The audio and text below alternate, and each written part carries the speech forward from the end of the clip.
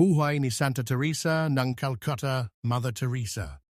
Si Santa Teresa ng Calcutta o mas kilala sa buong mundo bilang Mother Teresa ay isang babaeng tunay na nag-alay ng kanyang buhay sa paglilingkod sa Diyos at sa kapwa. Ipinanganak siya noong Agosto 26, 1910 sa Skopje, ngayon ay bahagi ng North Macedonia, na noon ay isang maliit na lungsod sa ilalim ng Imperyong Ottoman.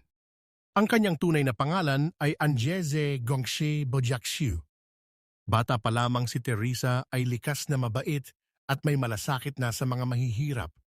Lumaki siya sa pamilyang Katoliko na may malalim na pananampalataya. Sa edad na 18 taon, iniwan niya ang kanyang tahanan at pamilya upang sumali sa Sisters of Loreto sa Ireland.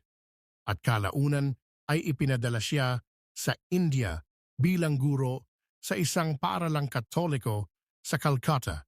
Ngayon ay tinatawag na Kolkata.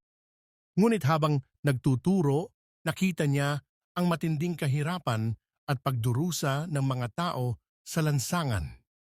Doon niya narinig sa puso ang tinatawag niyang call within a call o tawag sa loob ng tawag. Nadama niyang tinatawag siya ni Jesus upang iwan ang kumbento at tuluyang mamuhay kasama ang mga dukha at may sakit upang iparamdam sa kanila ang pagmamahal ng Diyos. Noong 1948, nagsimula siyang maglingkod sa mga maralita, may ketong at mga namamatay sa lansangan. Gumamit lamang siya ng simpleng damit na kulay puti na may asul na guhit na kalaunan ay naging simbolo ng kanyang kongregasyon, ang Missionaries of Charity. Ang kanilang layunin, to care for the hungry, the naked, the homeless, the crippled, the blind, the lepers, all those people who feel unwanted, unloved, and uncared for. Isa sa mga kahanga-hangang katangian ni Mother Teresa ay ang kanyang pagmamahal na walang pinipili. Para sa kanya, hindi mahalaga kung ikaw ay Katoliko, Muslim, Hindu, Sikh o kahit walang relihiyon. Basta ikaw ay nangangailangan, tutulungan ka niya. Madalas niyang sabihin, hindi mahalaga kung anong relihiyon mo. Ang mahalaga ay kung gaano ka nagmamahal. Marami siyang tinulungan na may sakit, inabandona at walang tirahan.